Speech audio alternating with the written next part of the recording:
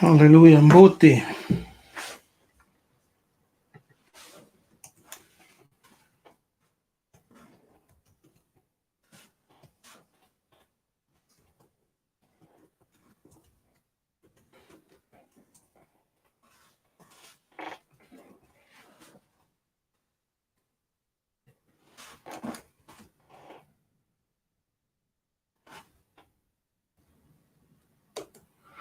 Hallelujah. Mbote Bandeko.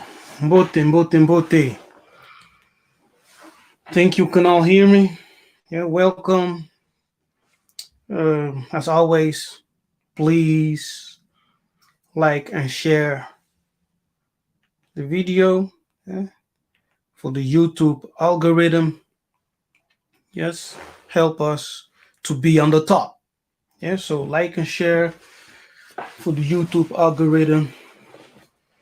Ingeta. It has been a while. Yes, but we're still here. All praises to Tatanzama Pongutulendo. We are good. And today we have a special episode, a special live episode. I won't be able to share everything in this episode, but maybe we will do a part 2. All right. So I will start with sharing a night vision that I had, very powerful night vision that goes hand in hand with our topic today. Okay, so make sure to invite some people. Share the link right now, and let other brothers and sisters come in. And you can always support the channel. Yes, you can support the work, the ministry, by PayPal, by becoming a partner via Patreon. Yes, and when you choose to become a partner via Patreon, you will also have access to some exclusive content. Yeah, so support. If you really love the work, you love the time that we put into our prayers, meditation, and studies and readings, and whatever we share with you. So always consider to support the work, support the ministry. If you don't support the work we're doing, who will? Who will support us? We want to go further. But every good work to have great impact, you always need support, right? Yeah, so make sure to support the work. You can also support by a super thanks or super chat. Yes. Beneath the video, you will see a heart shape with a dollar sign or money sign or whatever. You can also support that way. Okay. So I'm very excited to be here once again in a live episode with all of you. Yeah, yes, I took a break, right? I took a break for personal things, a lot going on. Yeah, but it's good to be here once again. So I think you have liked the video, right? Yeah. When you come in, that's the first thing you need to do: like and share. It's the first thing. It's basic. Yeah? You come in, you like and share. Yes. Boom. No one needs to tell you anything. Yes. Directly, you like and share. It's done.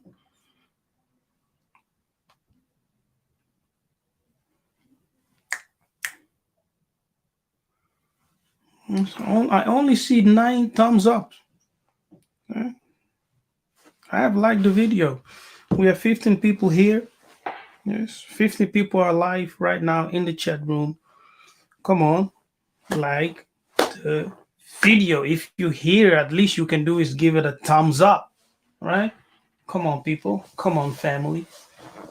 Come on.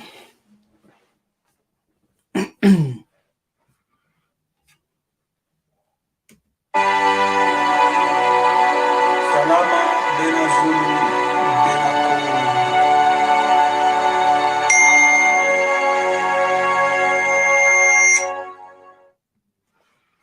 Hallelujah. So, Mbote, we're gonna start. Hallelujah. All praises to the Most High. Hallelujah. um, I am Nabi Kefas for those who don't know me. And today I have a special episode. We will talk about Canaan and the land of giants. Yes, Canaan, land of giants. Truth in myths, legends, and folklore. Hallelujah. No suppressing prophecy for Congo. Thank you for your support. Hallelujah. Nzambe Abenisa. Yes, now before I dive in deeper, I want to start with sharing with you a dream, that I received just before I went offline. Okay.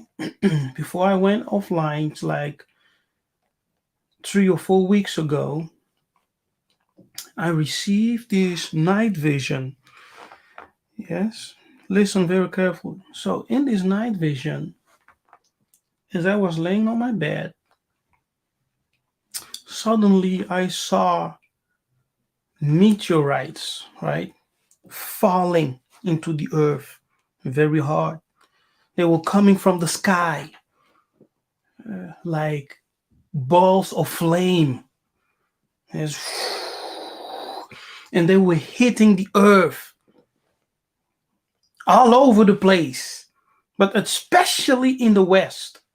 It's especially in the West. I didn't see anything in Africa, but in the West, these meteorites were falling like balls of fire, and they crashing into the earth, causing a lot of destructions and things like that. So people were fleeing and looking for shelter. Yes. And when those meteorites, those stones hit the earth, it was like I could zoom in. And so I zoomed in. I took a very close look. And to my surprise, these stones were not circular. They had a specific form, and they were square. It's very strange. But dreams are symbolic. Even the form of things that you observe. So these stones, these meteorites that crashed into the earth were square. They had a square form, and from all the sides of the square was something written on it. Yes, it was full with symbols on all the sides.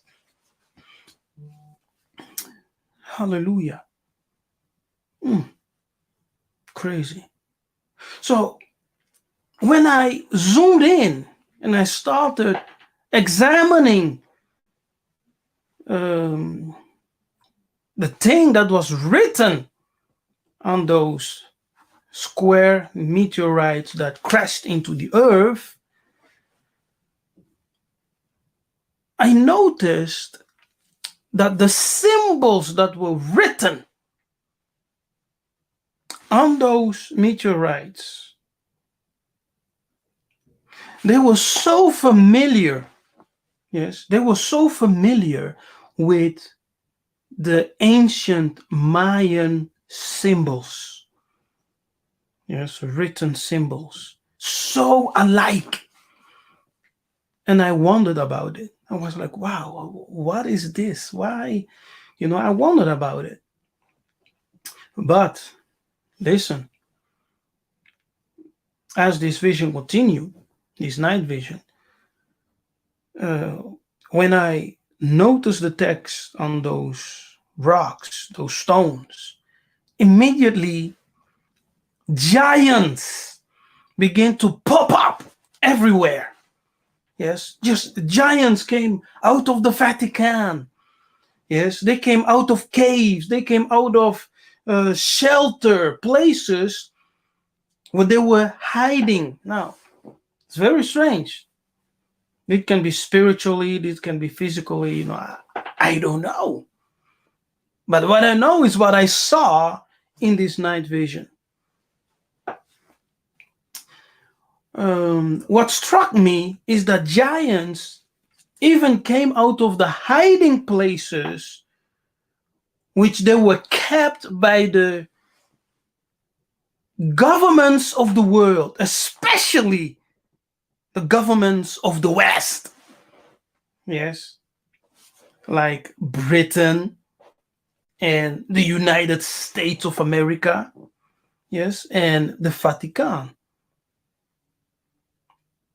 So they came out of caves, places where they were hiding, but they also came out of um, places where they were kept by the leaders of the world, the governments of this world. Wow, my goodness. I didn't think of this, but now I remember a vision I had two years ago, almost 2 years ago. I made a video. It's called Vatican and something, Vatican and the Giants or something. Now, in that, how could I forget? I totally forgot about this. But in that vision, I saw what the Romans, the Rome Catholic Church was hiding in the deepest dungeons, yes, of the Vatican, because a giant came out of the Vatican and started to, arrest people, killing people, things like that. Yes, now let's go back. So giants started to pop up everywhere in the West, right? Just to pop up. And as they came out of the hiding, immediately there was no time for people, okay, to flee and to enter into the shelters. Immediately, these giants began to pick people up and to eat them. Just to eat them, to drink the blood, to harass people immediately. They didn't waste any time. And this all happened in the West. Yes, I didn't see anything in Africa. I don't know why. But the scene took place, especially in the West, in Europe and the United States, things like that. But I didn't see anything in Africa. Now, it doesn't mean that Africa will be free from this harassment, per se, but that's just what I saw. Yes. Crazy, insane. And as they started to harass people and to kill people live immediately, and to hunt them down, people began to live in shelter places. Yes, from that time on, people were living in shelters. The cities were destroyed. It became ghost cities, things like that, and people were living in shelters, hiding themselves from these giants. And I jumped in time. Yes, so I jumped in time, and then I started seeing that people became very rare in the West. Like there were just a few of them left in the West.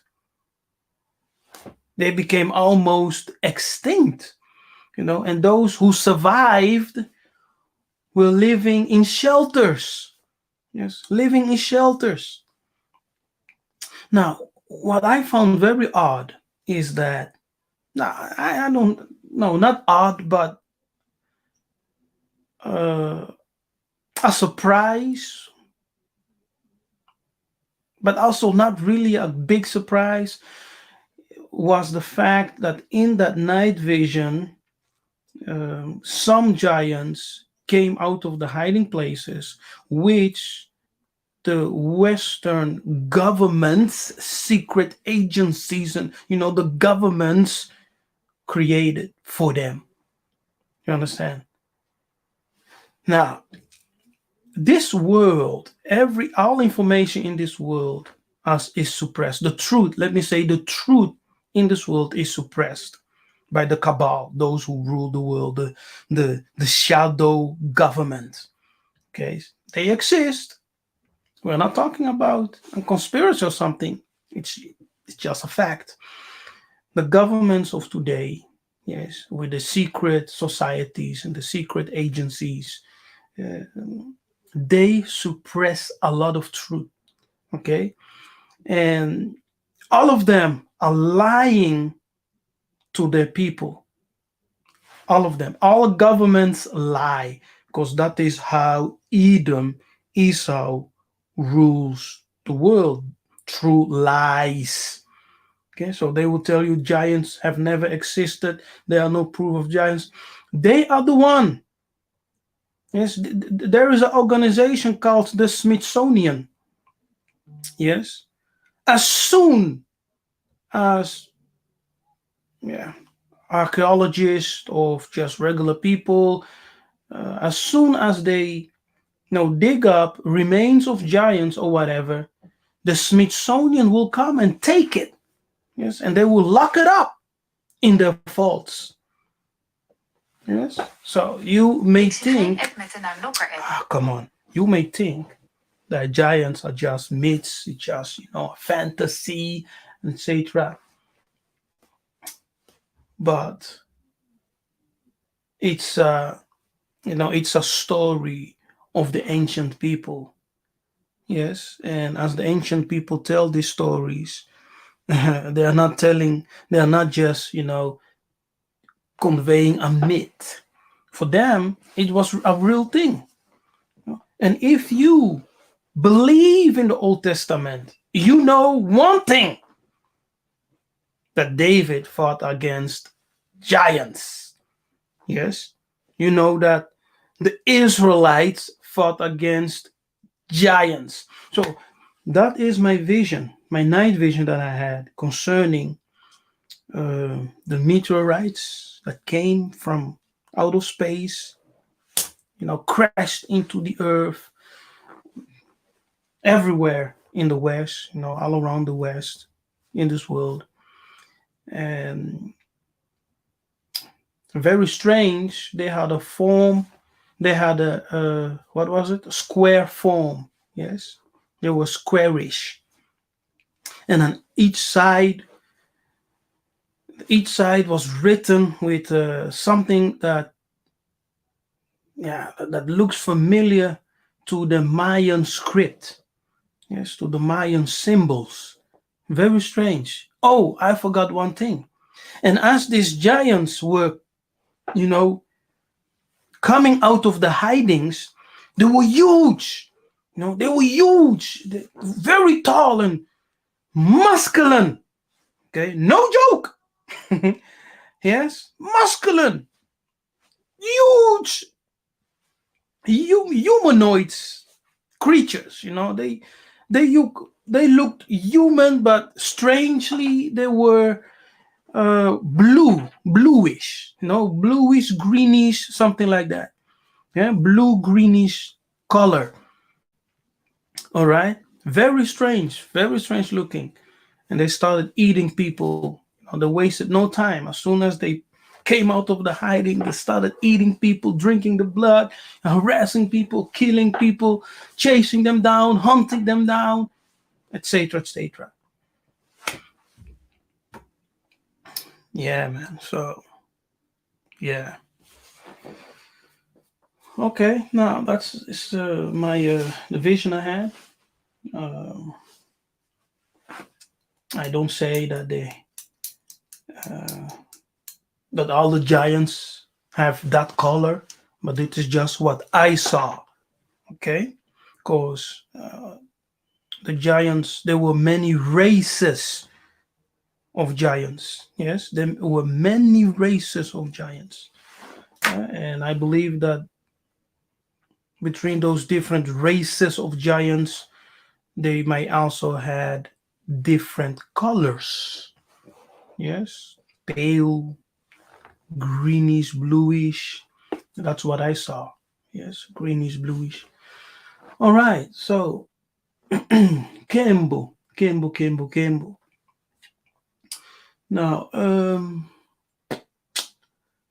when we when you just type in, into Google, giants of antiquity, yeah, you will have some pictures. You know, you can do your own research. Just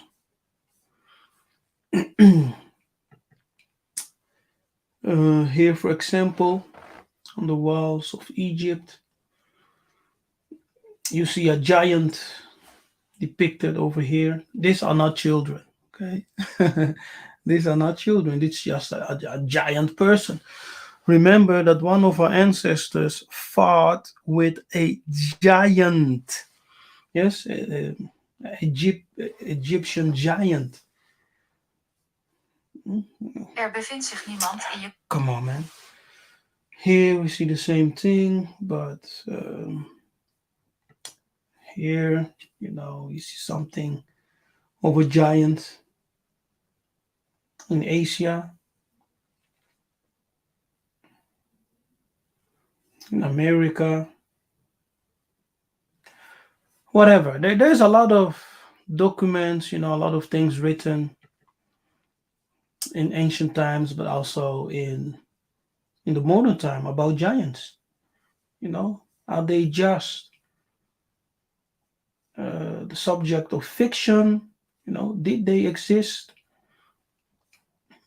Some historians will say yes, giants did exist, and they did, walk Oké, ik upon heb this dit op land. het web. Damn it, Siri. They exist. According to our ancestors, giants existed. Okay, and we will get there. So, how's everyone doing? How are you today? Now, let me know how you are. Hallelujah. Like and share the video, of course, if you just tuned in. How's everyone doing? How are you?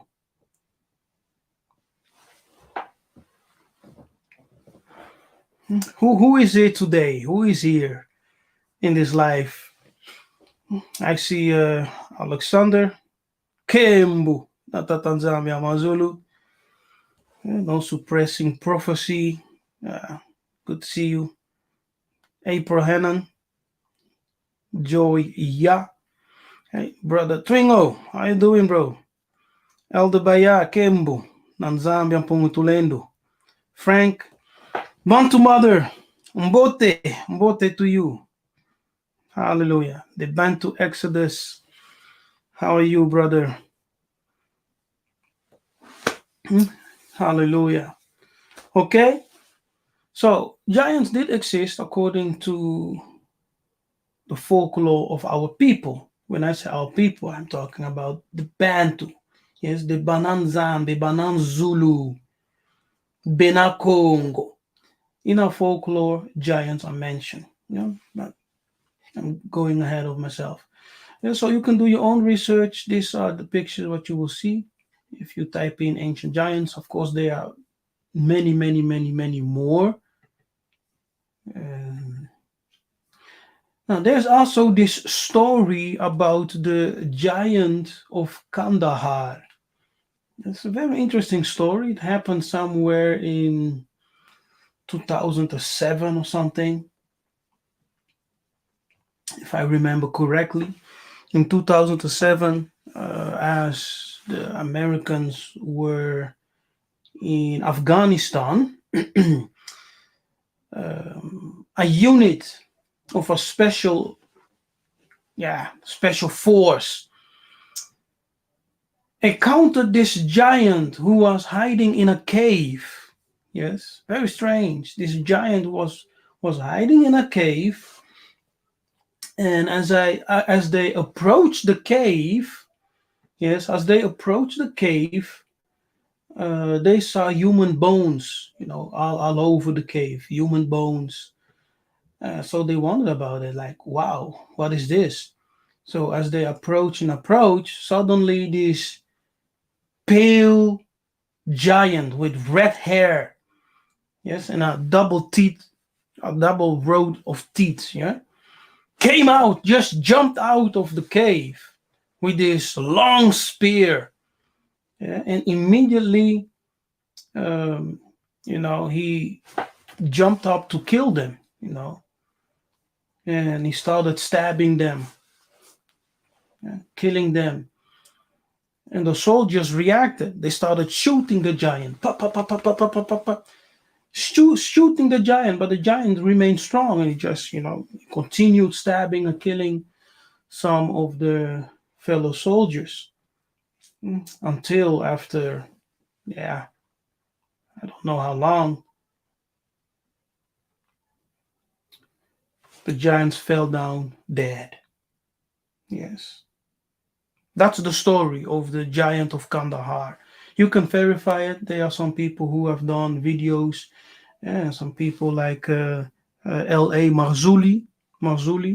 He interviewed one of those soldiers who was there. Yes, he interviewed one of those soldiers who witnessed everything because he was part of that mission.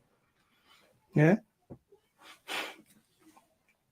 very interesting. The giant of Kandahar. So when they killed the giant,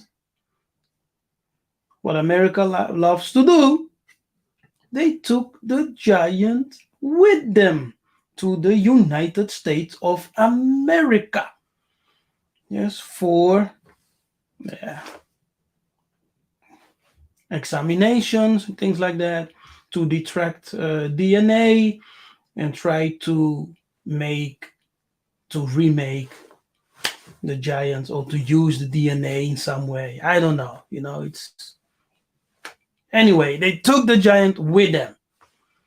Yes, as you can see here, yes, very big, huge creature. Yeah, the giant of Kandahar. It's an interesting story. Huge in Kandahar. Hmm. My goodness. My goodness. Pale skin, red hair, 6 fingers, and 6 toes. Yeah, according to the story. Special Forces of America managed to kill it by several headshots. It took several headshots to neutralize this giant. Yeah, several headshots, not one, several headshots. My goodness, what a story, right? Okay, now here, big picture. Yes, it is the giant of Kandahar.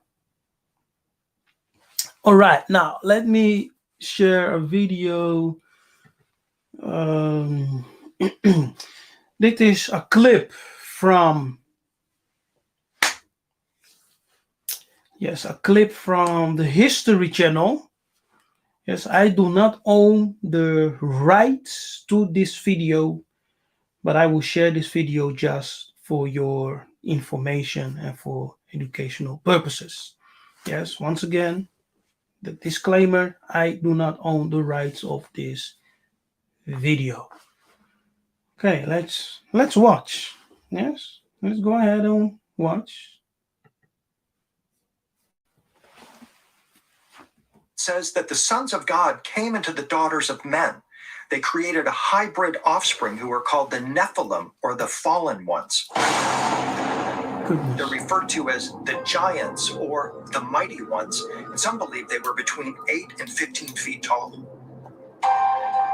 This is handed down not only in the Bible, this is also handed down in Sumerian languages, that some of the gods had sex with humans and the offsprings were giants. Mythology is full of giants, and we have to look at these old myths with modern languages, change the word of angel into extraterrestrial. In the beginning of time, extraterrestrials had sex with humans. And the product of this sexual contact were giants. Is it possible that as geneticists continue to decode the human genome, they will find that among our various hominid ancestors is a missing link to enormous beings from another world? Ancient DNA is perhaps, for me, the most important area of study in all of my work, because there is the potential chance here that we can find direct evidence of the ancestors of modern humans. I suspect we'll find lineages of a race of giants. Could it be that just like some humans have traces of Neanderthal DNA, there could still be similar traces of alien human giants that scientists have yet to discover? Ancient astronaut theorists believe the answer is a profound yes, and suggest further insights could be revealed in early Judaic texts, which give a curious description of the world's first man, otherwise known as Adam. Mm. The Book of Genesis, Chapter 6, placed just after the story of creation and the generations of Adam and Eve. This section of the Hebrew Bible contains a curious passage. There is a very interesting teaching in older Kabbalistic traditions that dates back to temple times. Legend states that Adam originally was, by our definition, a giant. That the Wow. original Wait Adam- a minute. So these people in the thesis they say that Adam himself was a giant, right? Now, technically, he was a giant because he was bigger, in size than we are today. That's true. Giant has, the word, the semantic of giant has different meanings, of course, It doesn't per se only points to those children who were begotten by the fallen angels. And what they also say is that these angels were extraterrestrials. Yes. Okay. Race was not of the same physical stature as we human beings are today. Some claim that the original Adamic race were giants. Is this a legend of symbolism, or is there something actual to it? Was the biblical Adam a giant? Could it be that all of humanity is descended from a race that was of a much greater stature? Of course, it's. I'm not agreeing with that.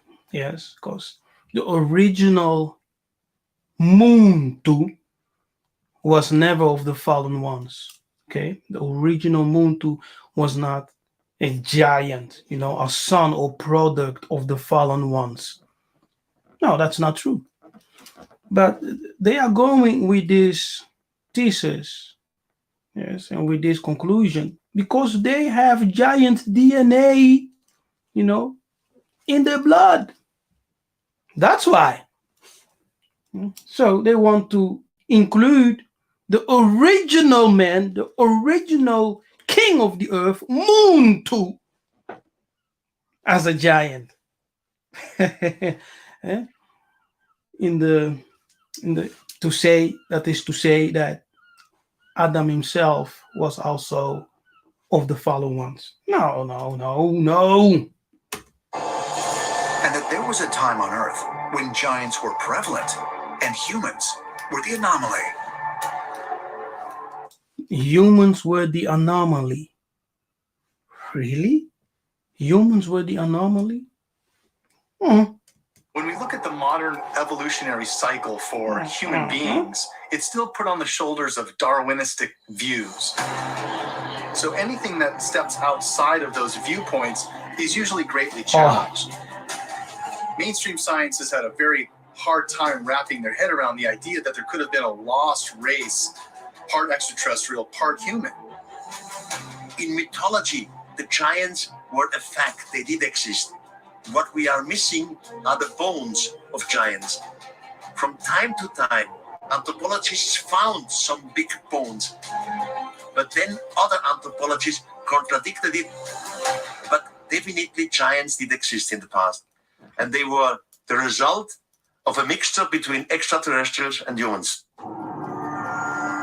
Do incredible megalithic structures, curious religious traditions repeated in culture after culture, and reports of enormous human remains represent the remnants of a lost civilization of giants. And if so, could these enormous beings have actually had a hand in the creation of humankind? Perhaps one day soon, conclusive evidence of the link between humans and giants will finally come to light. And we will discover that within the mythological tales of our ancestors lies the true history of the human race.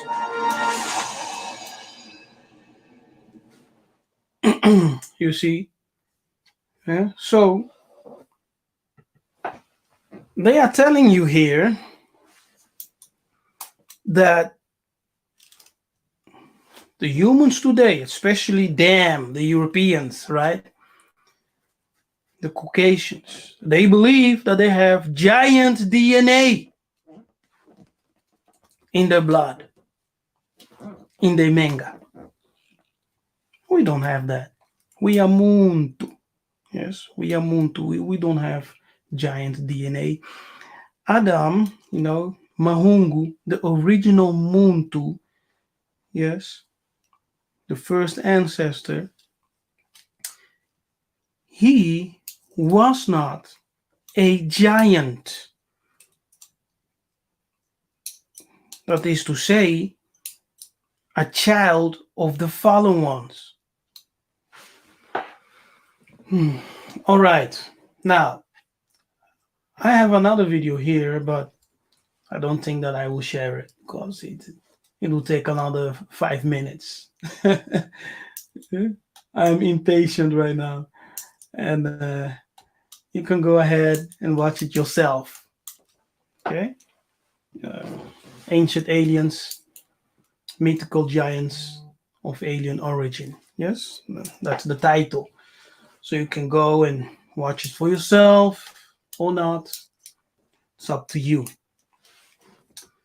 Let me see. All right. That is it. So now let me share with you what I wanted to. Let me look it up.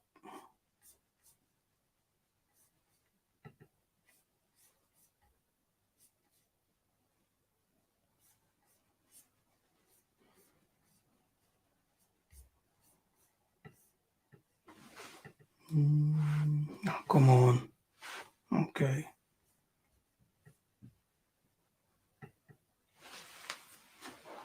Yes, I think you can all see it. Yeah. Canaan, land of giants. Yes, Canaan, land of giants. Now, giants were upon the earth, right? When you read scripture, the Bible, here, Genesis 6.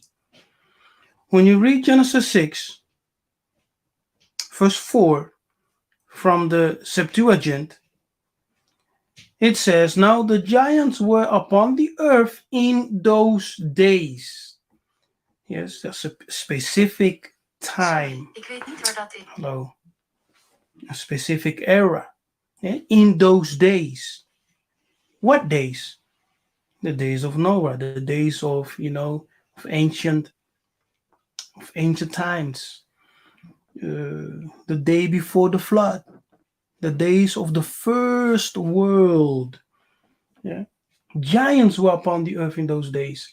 And after that, when the sons, yes, and after that, when the sons of God, yes, when the sons of God were wont, yeah, strange old English word, were wont to go into the daughters of men, they bore to them, those were the giants of old, the men of renown. Yeah, those were the giants of old. Now, in the King James, it was said, there were giants in the earth in those days. Yes, pre-flood, antediluvian world. Yeah, it's an antediluvian world. And also after that, post-flood, when the sons of God, it's the same thing, came into the daughters of men. Now, the daughters of men here is the daughters of Adam. Yes, of Adam, the daughters of Adam. And they bear children to them. The same became mighty men. Yeah, so these children that were born to them became mighty men. Yes, became mighty men.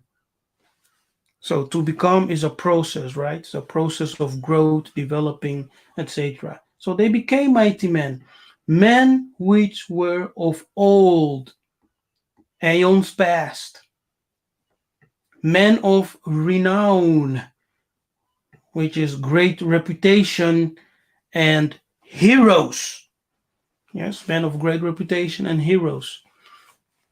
Now, word of interest here are the sons of God, which is Bene Elohim in the Hebrew, which can be understood as the sons of the mighty ones. Yes, the sons of the mighty ones. Now, the word mighty is Giborim. Yeah, Giborim or Gibor. Giborim is the plural form. Gibora is the singular form. This word in the Bible is always used for mighty ones, like heroes, yeah? Mighty men, like heroes, like David, or powerful men of great wealth, like Boaz and Solomon, things like that. Yeah, but it's also used for angelic beings, for angels. Yes, it's also used for angels, the word Giborim or Gibora, mighty one. Another word is Nephilim. Yes, Nephilim, which can be defined as the fallen ones or those who cause others to fall. And the Greek word gigantes, yes, that's what you have here for giants, is the Greek gigantes. Giants, the word giants comes from the Greek gigantes. Yes. Now, word study here, the word Elohim, yes, is defined as rulers, judges, divine ones, angels, and gods. Yes, so the word Elohim is defined as rulers, judges, divine ones, angels, and gods. Always in the plural, right? Because Elohim is plural. Eloha is singular, but Elohim in the Hebrew is plural. So rulers, judges, divine ones, and angels. Hallelujah. Are we following? Can you follow along? Are you following along? Come on. Let me know. Yes? Is everything good?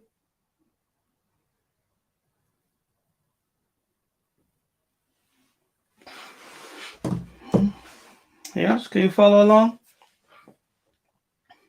Now, Elohim is the plural form of Eloha or Eloah. Gods in the or ordinary sense, probably prolonged from El, a deity, a godlike one, mighty one of the nations. Yes?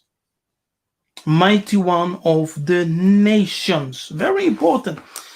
You know, I won't go in too deep because there is something here.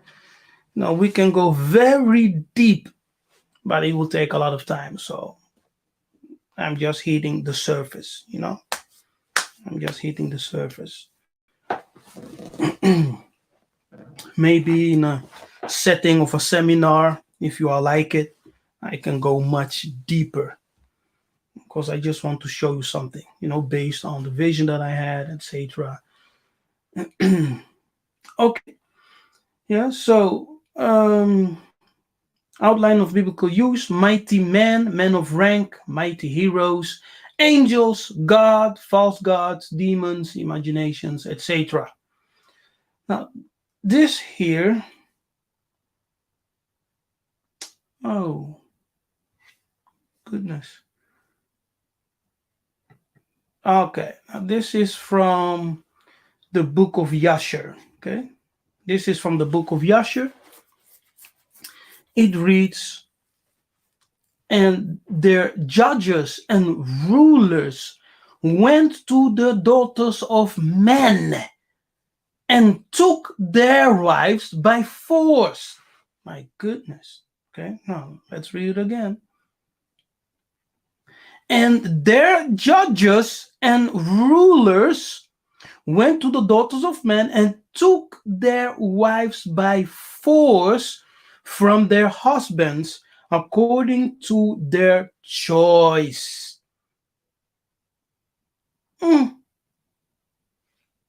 Wow. And the sons of men in those days took from the cattle of the earth, the beasts of the field, and the fowls of the air, and taught the mixture of animals of one species with another, in order therewith to provoke Yakongo. And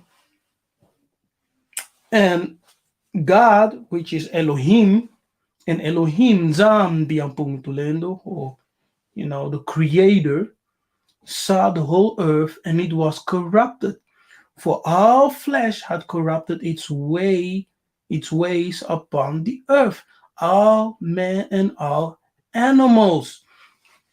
Now, in the book of Genesis 6, you will read, of course, that it is one of the reasons that the Creator gives to Noah, right? Noah, when he tells him, all flesh has corrupted its ways. And that's the reason that I will destroy all flesh, meaning the humans, the animals, and the sons of the fallen ones. Yes, the giants. He said, I will kill them all. I will destroy all flesh. Genesis 6. All right. Now, look at this. And their judges went into the daughters of men and took themselves wives by force from their husbands, according to their choice. Yes. Now, who are the judges and rulers? Yes. If you are following along, you will know. Who are the judges and rulers?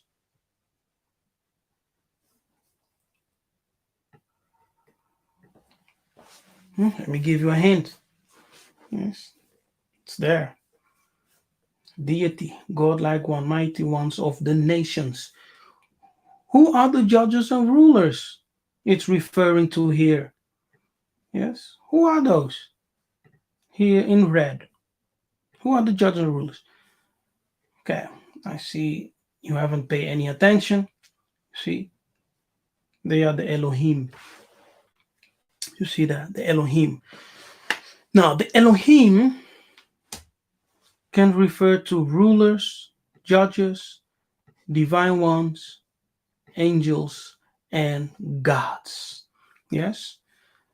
Now, in the book of Deuteronomy 4, we are told that the nations received principalities over them, to rule over them, right? Principalities were set over nations to rule over them. Those are the rulers and judges of the nations. Yes, the gods and the mighty ones of the nations. Now, in other literature, in other, yeah, how do you say that? External information, let's say apocryphas, etc. They tell us that a certain amount of angels, a certain number of angels descended with the Most High. In the book of Yashar, we are told that 70 angels descended with the Most High. And those 70 angels, 70 angels, were put over the 70 nations, to rule over them, to judge them, to rule and to judge over them. All right. And in the book of Enoch, we are told that 200 angels descended on the mountain of, which mountain was it? Some mountain, I forgot the name.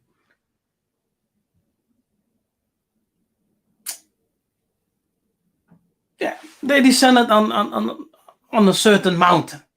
Yes, if you know it, just write it in the chat. They descended upon this mountain and with the idea to intermingle with the daughters of Adam. Yes, the daughters of Adam. Those daughters were beautiful women. The best of the best. With superior DNA. Yes, Matondo, Mount Hermon. Yes, according to tradition, Mount Hermon. So they wanted to mix with the daughters of Adam. Beautiful woman, yes. Good build, good form, strong DNA. They wanted to mix with them. And they took the daughters of men by force from their husband. See, just come here. They took them by force and they produced creatures who were not meant to exist. Yes, because they were not part of creation. Yeah, so they mixed, but it's the story, okay?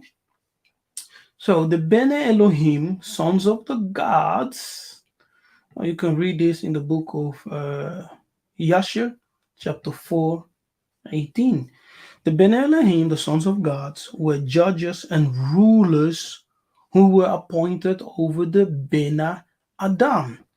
Yes, and in this case, not only over the sons of Adam, but over all the people. Okay, over all the people.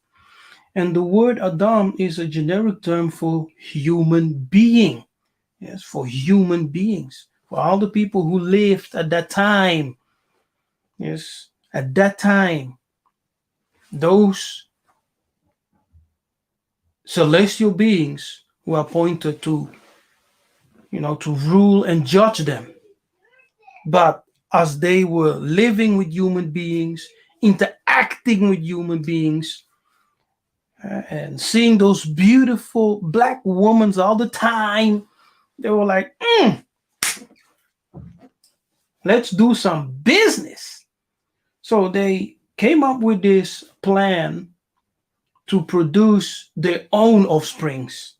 Yes, to produce their own offsprings. But to do that, they needed the strongest woman.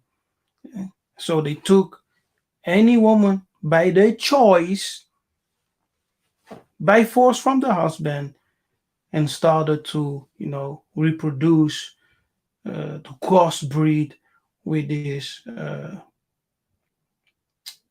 ladies, And the Bene Elohim crossbreed with the human gene pool and created another race outside the initial creation of crossbreeds. Yeah. Thus, according to the myth, this Bene Elohim produced different races of Nephilim, beings who possessed supernatural qualities and powers, the demigods of old, men of great renown. Yes, the demigods of old. Kembo. Hallelujah. Dit is something else, eh? So I know that you familiar with all of this, I know, but I'm just going somewhere. Now, in giants in Greek mythology, uh,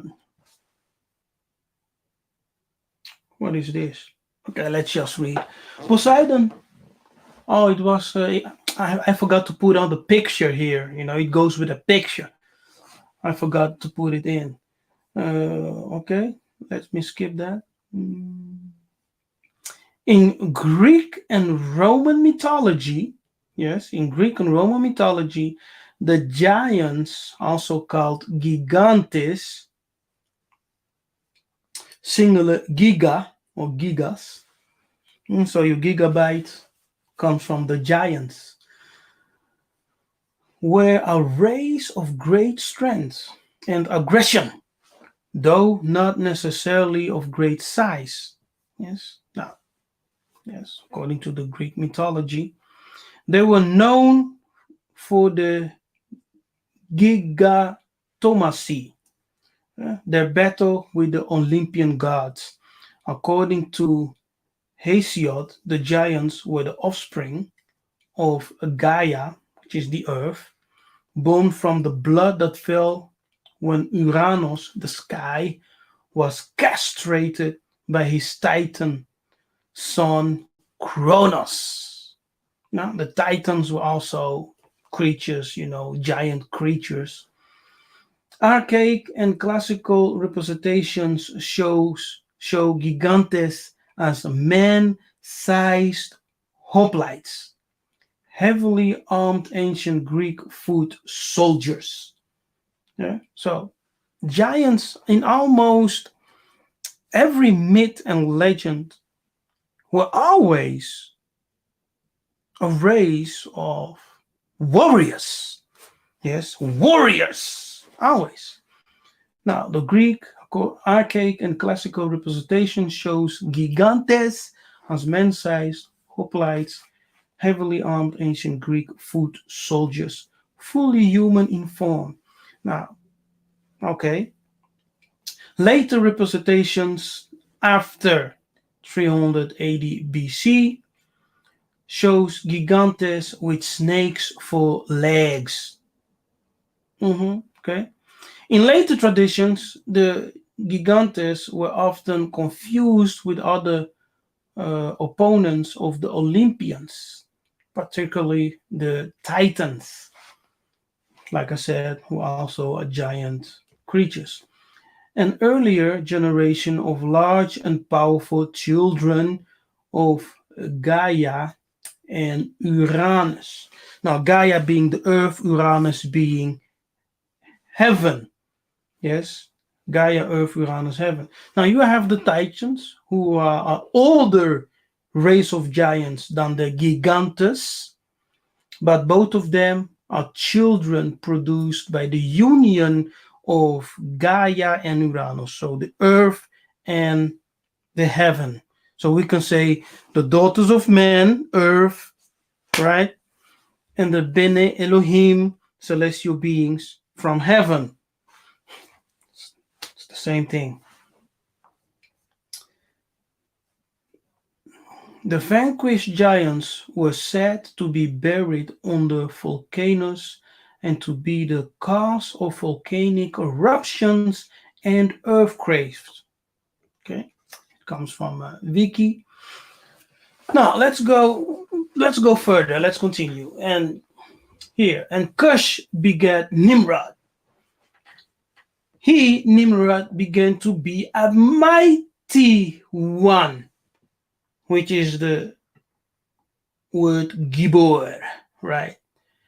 Gibor. What we have seen here, yes, Giborim is plural, which means mighty one. Yeah? It also refers to a great man, a man of great reputation, a hero, a real hero of old. Now, Nimrod, he was a man, according to scripture, but he began. It's like he began to become, to transform himself.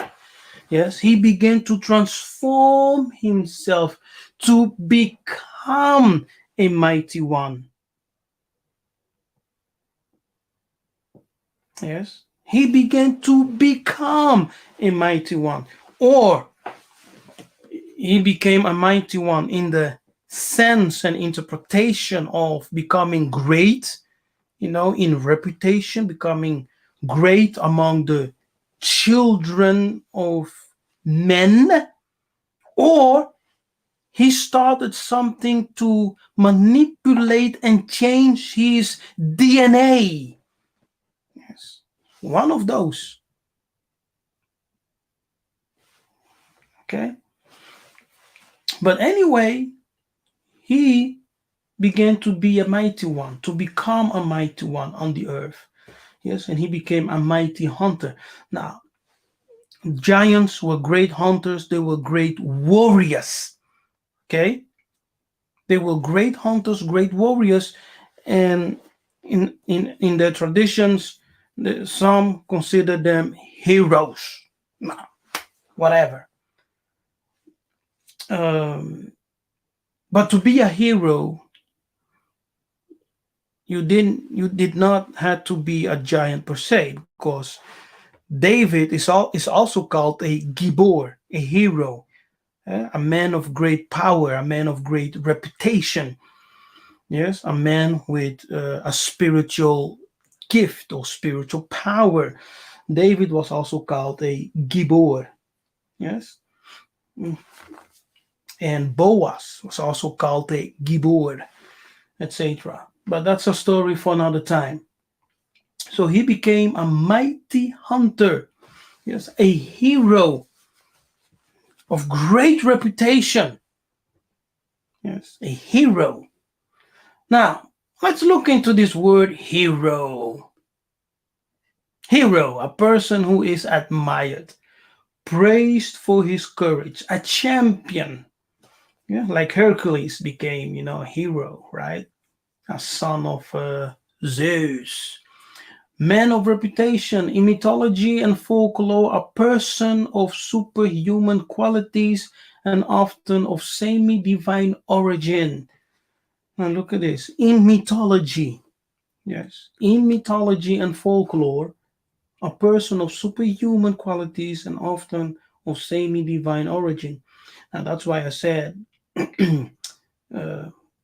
I can be a hero, you can be a hero. When Tatanzambe empowers you with supernatural abilities and semi-divine abilities, qualities, you can be a hero. David was a hero, Joseph was a hero. Joshua was a hero because they all did supernatural things and they fought supernatural beings, and they fought giants and things like that. They had supernatural strength. How were the heroes of David able, to kill 300 of their enemies. Yes, 300 with just one swipe with a spear. Yeah. Things like that. Yeah. As we have discussed in the seminar 7 spirits, the spirit of might. Yes. Okay, keep that in mind. The Greek based their mythology from the legends of Kemet. Very important. Yeah, so that whole mythology of the Greeks, right? With Zeus and Gaia, and Uranus and the Titans and the Gigantes and things like that. The Greek based their mythology from legends of Kemet, from African myths and legends. Good to know. Nimrod, or otherwise Gilgamesh, was a Hamitic hero, a mighty man, a champion. Yes. Nimrod, aka Gilgamesh, was a Hamitic hero. Now the word hero is derived from the Greek heros or heros, which means protector and defender. Now the giants, as let's say the sons of the fallen ones, were no one's protector, right? He's not talking about them.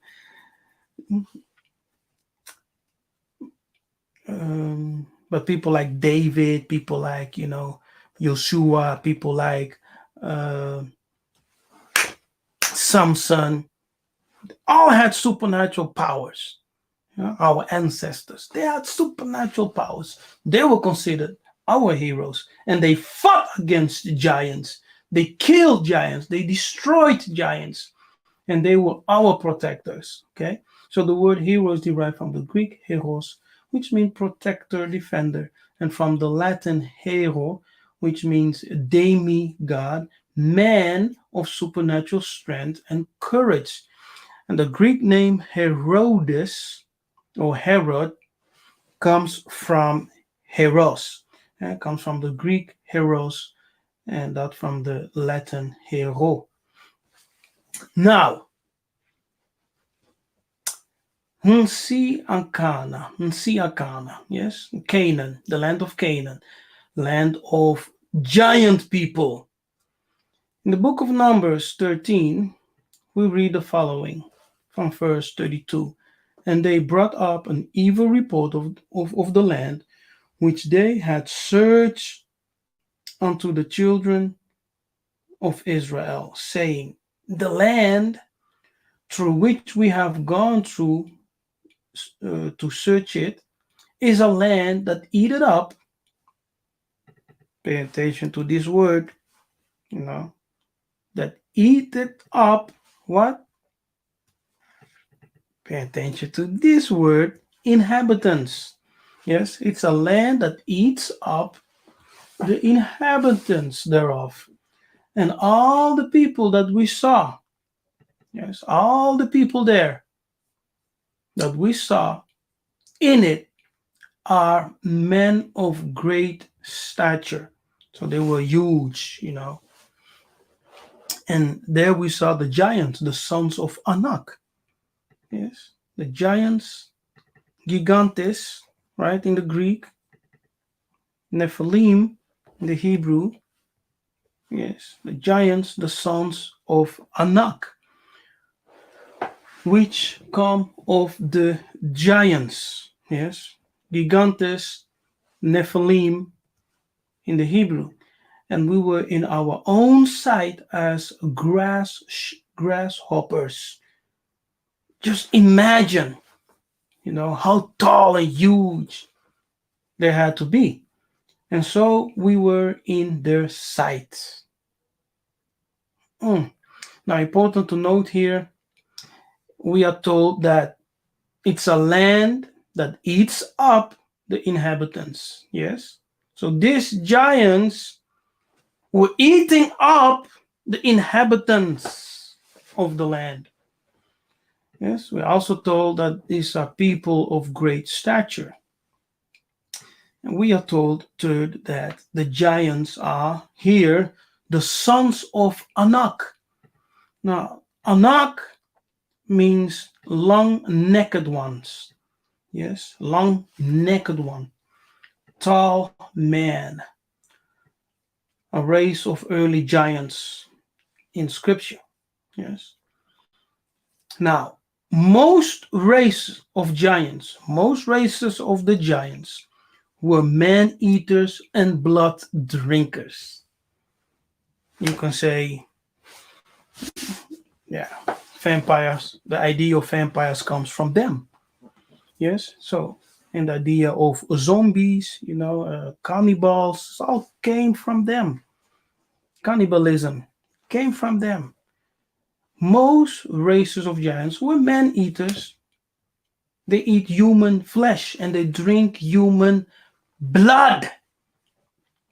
Okay? Now, look at this. The book of Deuteronomy 9 says the following. Hear, O Israel, Yiseka'yah, thou art to pass over Jordan this day to go into possess nations greater, okay, nations greater and mightier than thyself, where in the land of Canaan. Yes, in the land of Canaan, which is in Africa. Cities great and fenced up to heaven. Wow, my goodness, look at this. Fenced up to heaven. Cities great, great cities. And the walls go up to heaven.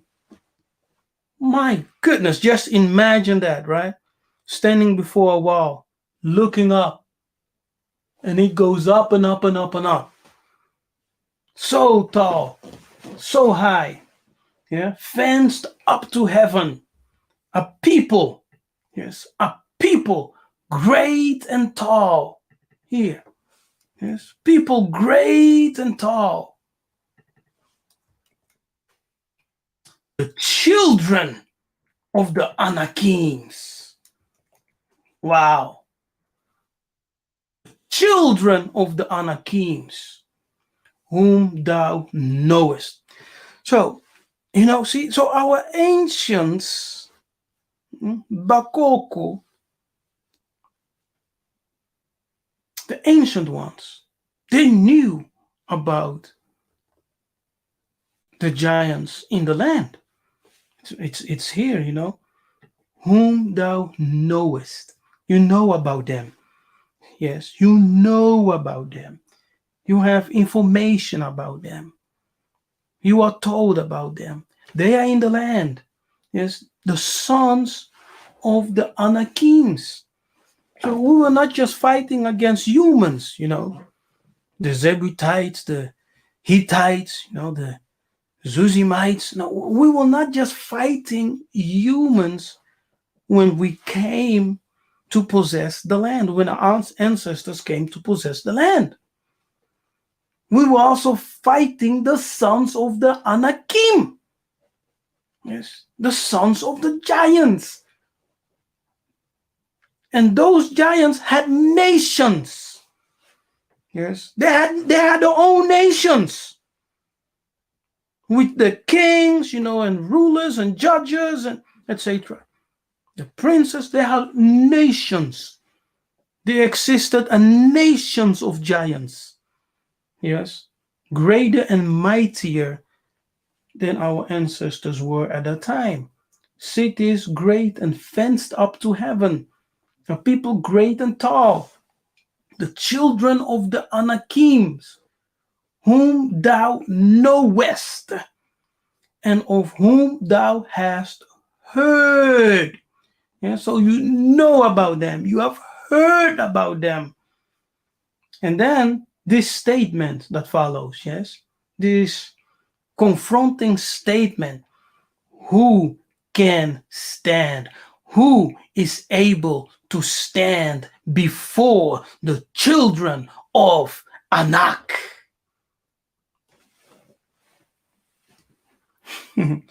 Yes. Alluding to the fact that these children of Anak, these Anakims, this race of giants, were great warriors.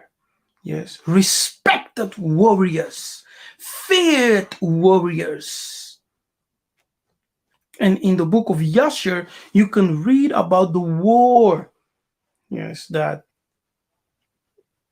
Yakuba and the fathers fought against the Anakims. Yes, you can read about that in the book of Yashar. It was a great war, yeah, that Yakuba and with his sons fought against the giants of Canaan. There was a huge war. So you can go read about that. So they were, feared warriors. Feared warriors. Who can stand before them? Who can stand? But they were told to go and take possession of the land, to fight against the giants. You know about them. You have heard about them. They are fierce warriors. But go. Fight them. What courage. Yes. What courage did our ancestors possess? What courage. After you're told such a thing. Yeah? To go and fight these monsters. My goodness. Kembu. Okay, how long? No. Okay, the rest is for another time. Like I said, I will not share everything, yeah, because it will be just too long. Maybe in a setting of a seminar, if you all would like that, yeah, I can go a bit deeper and give you more of what is coming. Yes. Now, who were the Anakim? They were descendants of a giant or a man, a giant named Anak, whom we are told had three sons, Sheshai, Ahiman, and Talmai. Yes. The references are there. Now, Joshua later devoted the Anakim to destruction. Yes.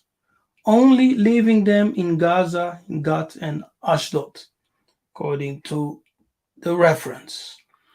And in 1 Samuel, we are told that Goliath was from Gath. So he was from the line of, Anakim, of those same giants who were so feared as warriors. Yes, Goliath was from that bloodline.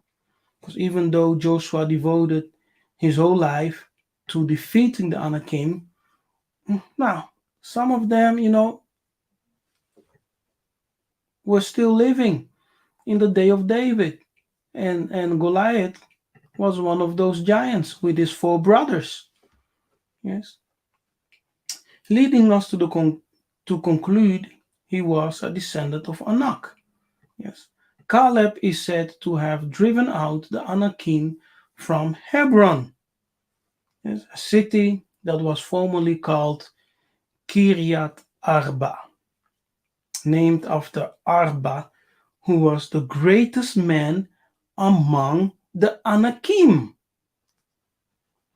Now, here you have some Bantu words, right, for giants, for giants that can be connected with the biblical Anakim or Anak.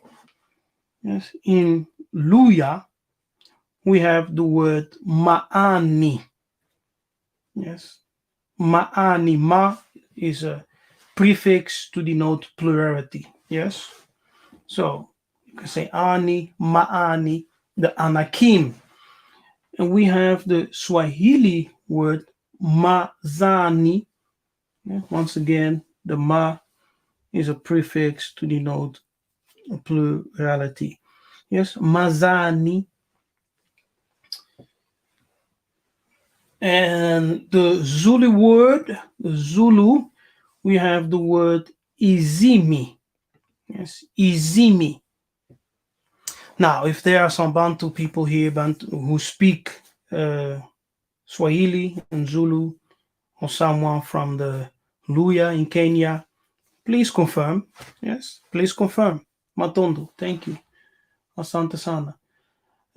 Maani, Mazani, and in the Zulu, Izimi. Cannibal giant. Yes, cannibal giant. Consumers of human flesh.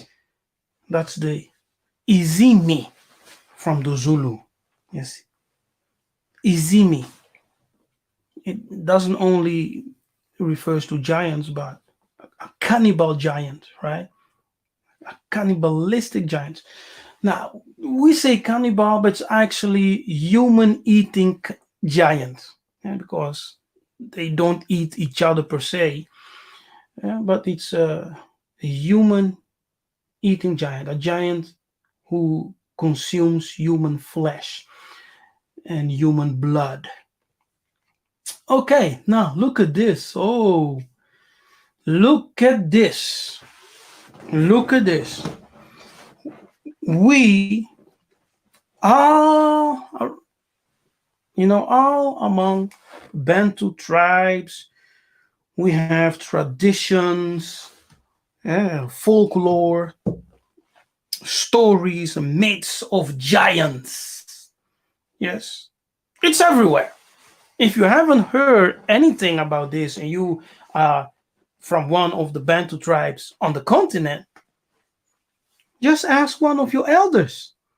Yes, go ahead, ask one of your elders to tell you stories about giants. You will find that there are many stories about giants on the continent. Okay? And the elders will tell you that in stories about giants, how they came and how they ate people, and how we fought against them, things like that, how they were living in forest, in rocks, in mountains, coming down, snatching people, stealing people. And some giants had the ability to transform. Yes, they had the ability to transform and to become like human. Yes, and live amongst humans. Man, there are many stories, myths and legends about giants in Bantu folklore. Now, that's a story from a book, Bantu Folklore Tales of Long Ago, by Alta H. Hoyt. Now, the story goes as following. Bantu people who call themselves Faluya, which are the Luya people in Kenya, north and east of Lake Victoria in Kenya, East Africa, have handed down their stories, customs, and proverbs through the years by word of mouth, like it was our tradition, right? As we read in scripture, that our ancestors were commanded to tell the stories to the children. So that's what they did. They told the stories over and over and over and over and over again, from generation to generation. Since the language had never been put into writing. Now, that's a huge lie, of course, because we had written text. Okay, we had written text. Watch the video I did entitled, Did Congo Have a Written System? Let's go and watch that. We had written text. The Kadian Pemba, according to the documentary of Pigafetta, who was an Italian traveler, historian. He writes in his book, yes, that the priest burned all the mythical books of the Bantus. In particular, he mentions the Congo. Yes, they burned all the books. So wherever they came with their religion, and oppression, they will always burn the books. And then they will start telling people and telling you that you didn't have any writing system, right? But we know that the science of writing came from Africa. So how can the science of writing come from our ancestors who invented the writing system? But the Kadian Pemba will tell you that they invented the writing system and that we were dumb, never mind. Okay, look at this. The weird giant stories, often with the cruel endings, I know are gruesome, but they do enlighten one as to the background of the thinking of these primitive people. Oh, you Bantu people are just so primitive. Also, they explain the frantic fear of their children when we used to go to the villages where the children had never seen white people. Yes, they scattered and hid like quills as the mother shouted this to them. Umfize manani gidzanga kumulia. Yeah? Now kumulia, it's sounds like lia or kolia, which means to eat. Yes.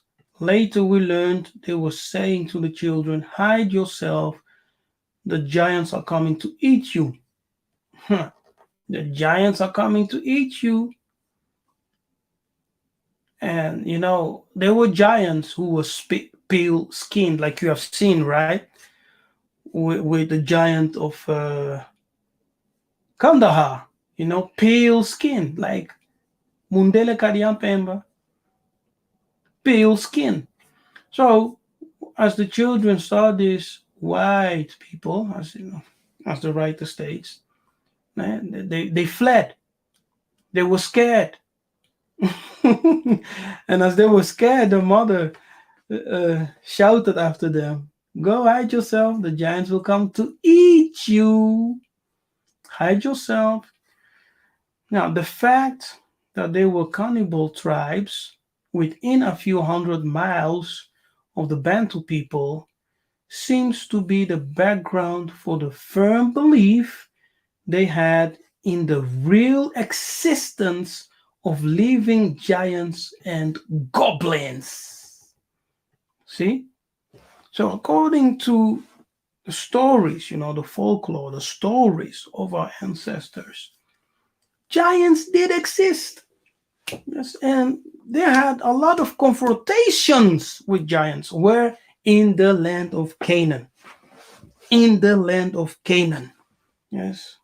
That's the land where our ancestors fought against giants, destroyed giants, killed giants. And what happened? The giants started to flee. Yes, they started to flee for the life, to save the lives. Yeah, so they dispersed. Let me read this part again. The fact that they were cannibal tribes within a few hundred miles of the Bantu people. Yes, so these cannibal tribes were not Bantu. Yes, these cannibalistic tribes, what they are alluding to, were not Bantu. Yes, but giants. Giants seems to be the background for the firm belief they had in the real existence of living giants or goblins. Now let's continue. They have several stories stressing the sacredness of a promise or oath and the terrible power of a curse. These all end in cruel punishment to the one who has not kept a promise. Yes, that's right. And that's the reason it is written in the book of Ecclesiastes it's better not to promise a thing. Yeah, it's better not to pronounce a promise than to pronounce a promise and not to keep it, because there will be consequences. So it's better to just to shut up. Don't promise anything that you will not fulfill. Okay. Mbote Bandeko, how's everyone doing? Hallelujah. Whew. It's kind of warm right now. Let me just take off my jacket. My goodness. It's kind of warm right now. So how are y'all doing? Can you follow along? Just let me know. Do you have questions? Let me know. Okay? Because all right. Yes. It seems too that they have in bygone years been in close touch with some of the Old Testament stories. Oh my goodness, Kadian Pemba. Why would you not just, say these people are the people of the book? No, no, no, of course not. It seems, it seems too that they have in bygone years, a long time ago, been in close touch with some of the Old Testament stories. Please tell me, please, Kadian Pemba, tell me who came to Africa, yes, to tell us stories of Old Testament happenings, right? Who? Come on now, come on. These stories are our stories. No one came to tell us. We were not in close contact, with people who came in to tell us stories. No, no, no, no. These are our stories. Come on. These are our stories. Guardian Pam are always twisting things, They will not recognize us. Always twisting things just not to recognize you, telling lies, half truths. No, yes, those Old Testament stories are our stories, okay? For so many, pay attention, for so many of their customs. Yes, now customs are part of your culture and tradition. Do you hear me?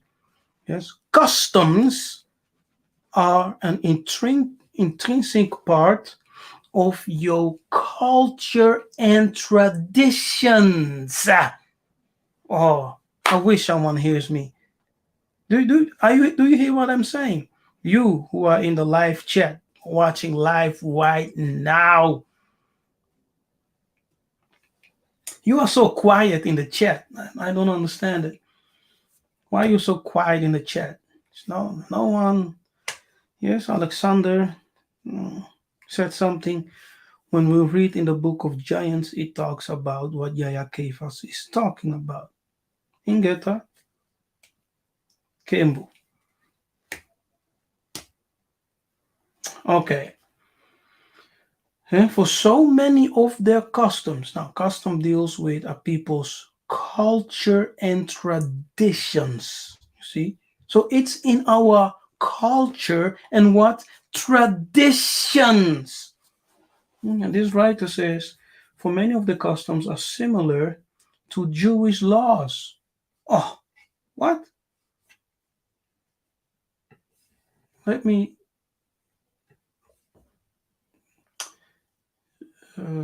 you see that? Similar to what? Jewish laws. Now, where's Jewish laws coming from? Where did Jewish law originate from? It was taken, those are principles which were taken from the Africans and converted into the Jewish laws in Judaism today. Yes, and in the Old Testament as we have it today. Those were principles taken from Africans, from our traditions and customs. Okay? Now, they come here, instead of saying, wow, might they be a connection with the Israelites and the Bantu? They say, no, it seems like they were in close contact with Old Testament stories. Antuka. Now, what else? Traditions such as sackcloths and ashes when mourning, taking vows. And for African vows, when you promise something is very, very heavy. Yes, you can die just for breaking a vow, for breaking a covenant of oath. Hey, it can cost you your life. It's better not to vow than to vow and to fail to keep it. Yes, that is Bantu. Nowadays, by the as people are following the example of Europe, Africans being Europeanized, people don't take the vows that serious anymore. But ancient traditions, it was very serious. Yeah, okay. What else? What similarities are there? Sacrifices, see, among the Bantu, sprinkling of blood on the doorpost. Yes, look at this, sprinkling blood on the doorpost and above the door to protect from a plague or calamity. My goodness, what proof do you want? Yes, there's a lot of proof out there. There's a lot of proof, but till today, people say no, the Bantus are not Hebrew Israelites. They are not the people of the book. They are just freaking Hamites. Why do you hate Africans so much? We are one people. Yes, we are the same. We are the same. But look at this, you see? So this author, dealing with the myths and legends and folklore of Bantu, he says that we are the people. We are the people of the book, the Bantus.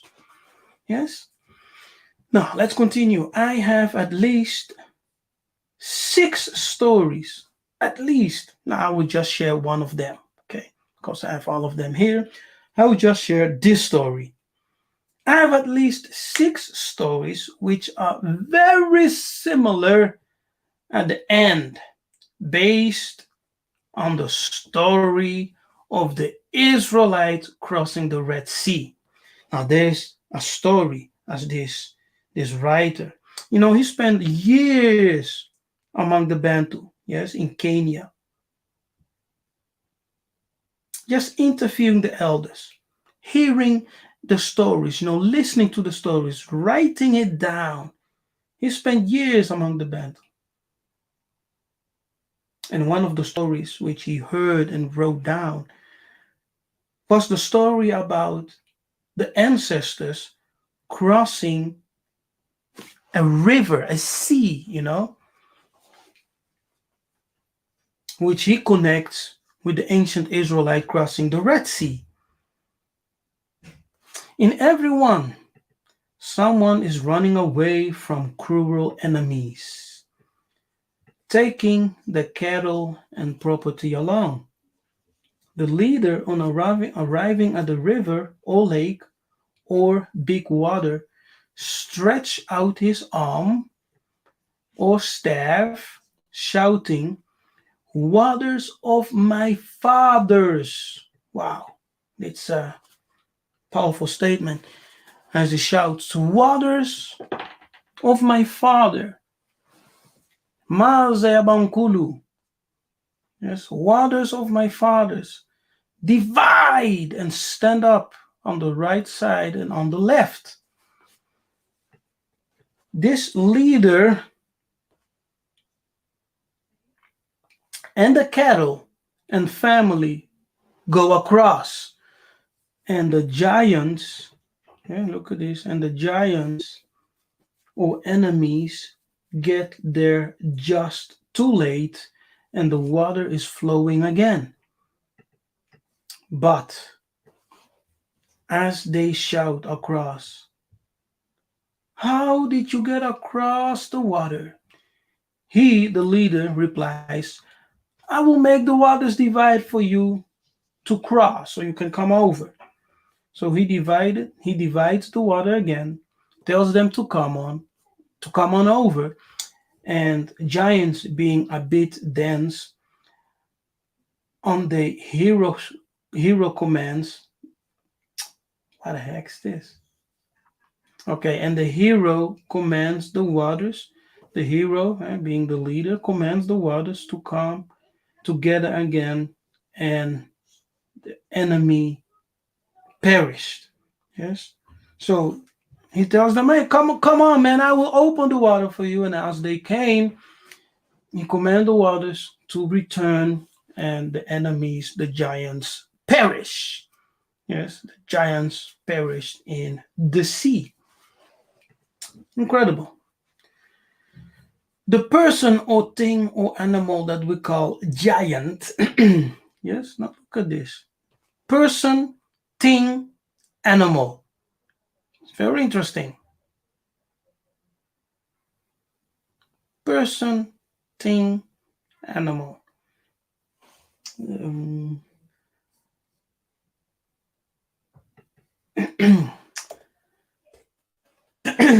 can take different forms, so they can transform. They can take different forms. No man living now has ever seen one, as the story goes. We only have the stories of them that our forefathers, ancestors told us. Okay, they said the giant looks like a person. More of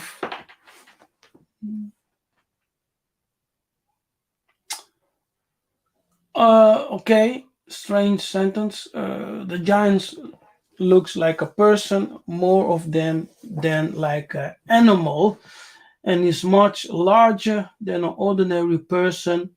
Yes. Now, see that?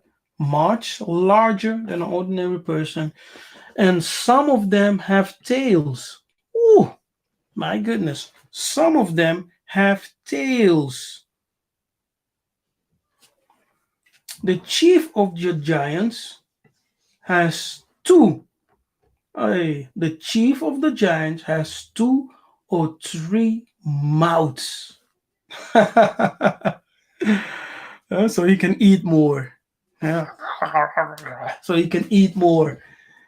The chief of the giants has two or two to four mouths, or even faces. Okay, faces. So multiple heads. Interesting, interesting, interesting. When we okay, let's see. Um, what's that name?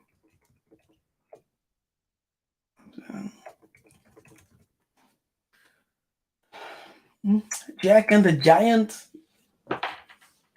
Hmm.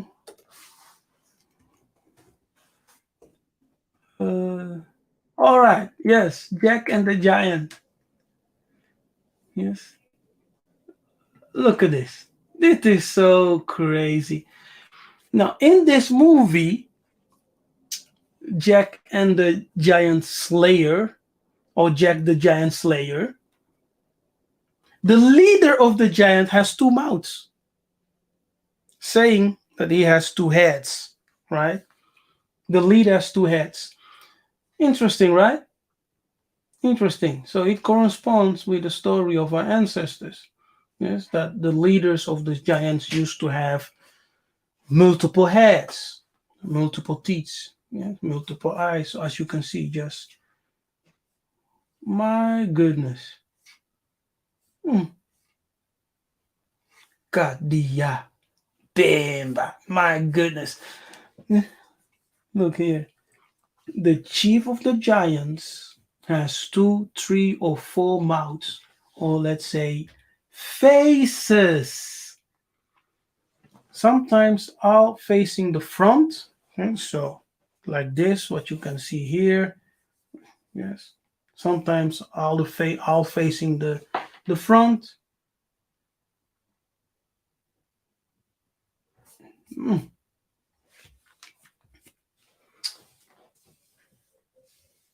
And other times facing the back. Yeah, so it went round, facing the back. Now there are also other creatures who has multiple faces, right? Four faces in the book. The Bible also describes other celestial beings who have four faces, right? I'm not saying that they are they are connected with the giants. I'm just saying, you know, they are beings who exist with multiple heads. Uh, the noise he makes when speaking with all four mouths at once. It's very interesting for those who read the Bible. Look at this. Is like the sound of many, many waterfalls. Yes, sounds of many waterfalls. Now, when Yakongo speaks, with the great chief Makaya, when he speaks, we are told that his voice sounds like many waterfalls and like thunder, right? And his pronunciation of words is different from that of the common people. So they speak like a different language. Hallelujah. Kembo, Kembo, Kembo. Um, yes, I think I will. Yes, I will just finish this and then we're done, right? When they have been with people a while, they can talk the same language as the tribe among whom they are. When they travel into strange countries, they can change themselves into small people. Yeah, so they can transform into small people. And the Africans think, yeah, the Bantus, he's Africans, he means the Bantus, think they are just ordinary people and have sometimes allowed them to marry their girls. Yes, as they were fooled. When their offspring arrive, some of the children are giants and some are just people. Such parents do not live together many years because when the wife's relatives come to see them, the giant husband, yes, who has transformed himself to be a human, yes, shows their cannibalistic tendency and want to eat them. And when the wife sees this, she quickly runs away from him to her people, leaving the children that are like their father, giants, with him, and taking with her any children that are like her, human. Hmm. Now, in the Bantu stories, the giants always live in a faraway country beyond a large river or lake, a country not suitable for people to live in. They build big houses and have everything they need in their homes, and are hard workers, going to work early in the morning and working until dusk. Hey! So we have the story of Jack the Giant Slayer. Yeah, where you see the two heads, like we are told. Mhm. And we also have uh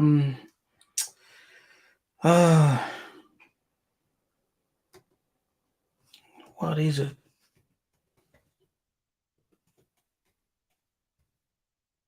Big friendly giant? Is that it? Oh yes. So we also have the story of the big friendly giant. Now all of them, all this story tell the same thing, that the giants live far away, in a far away land or dimension or country where people cannot come. Yes, because they are hiding themselves. And what do? They eat humans. They eat humans. Huh? Oh my goodness. They love human flesh. They love it. And they drink human blood as wine. They love it. So all the story have those things in common, and those are the things that our ancestors told, from generation to generation.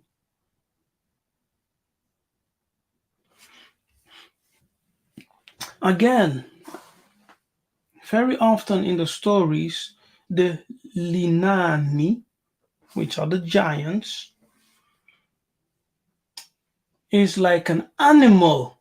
Yes, so they are like beasts which live in the bush or in the forest and slips out to kill and eat people. See? So they are like this beast who can, first of all, they can be impersonating a human. They can transform into a human. They are also beast-like, animal-like. Yes. So we will say there are really three kinds, or else they can change themselves into three different forms. Yes, you have the Mundu, Ugundu, and Muliafandu. Muliafandu. Yes, Mundu, Ugundu, and Muliafandu.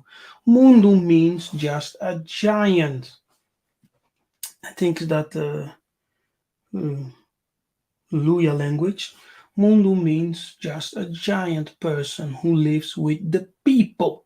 And so it's a giant who has transformed himself into a human being. Yes, to live among people was called Mundu. And then you have Ugundu, is like an animal that lives in the forest. Yes. And Muliafandu is a giant that kills and eats many people. And that is what the writer describes as the cannibalistic tribes. Yes, Muliafandu. It is the eating giant. Mulia, from Lia, which means to eat. The latter can change to just a person like others and take a wife, but later he may want to eat her. You see? So we have the traditions that giant existed on the continent. We fought against them. We killed them. Yes, and we drove them out.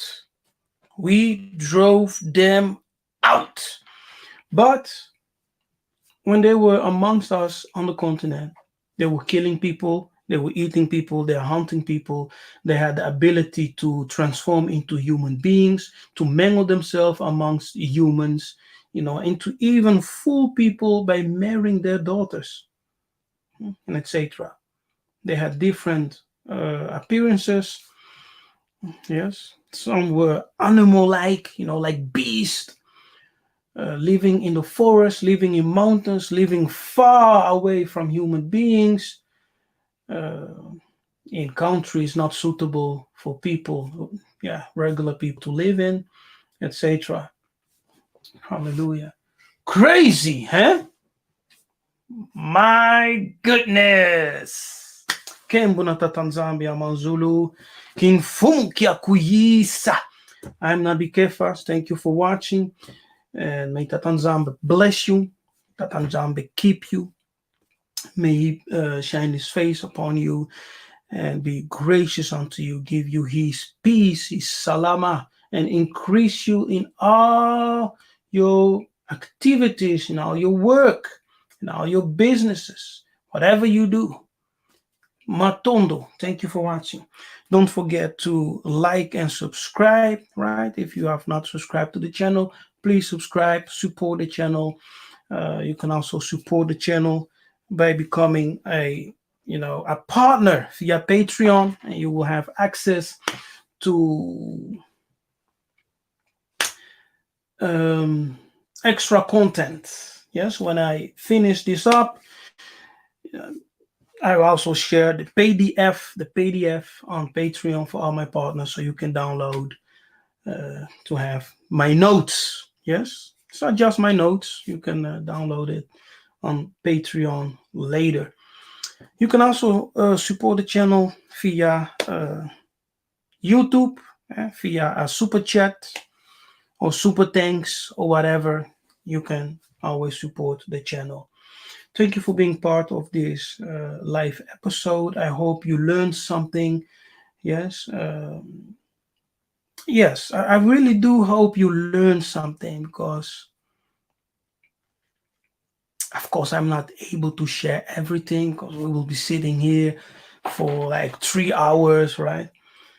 But maybe somewhere in a setting of a seminar, I can go deeper and give you more history, more stories, right? Folklore stories and legends from our ancestors. If you will like that, of course. If people are not interested, then I think this video is enough, right? It's enough to give you a background historically and traditionally what our ancestors believed. Hallelujah. Giants existed. Our ancestors believed in their existence. They fought against them, and they told stories for centuries, from generation to generation. Hallelujah. So, Matondo, Bena Congo, Benanzambi, we are the people of the book. Know who you are. And to truly know who we are, we must go back to our ancestors. Hallelujah. Kembo, Mbote, Kiambote, blessings. I'm Nabi Kefas. May Congo reign. Ingeta.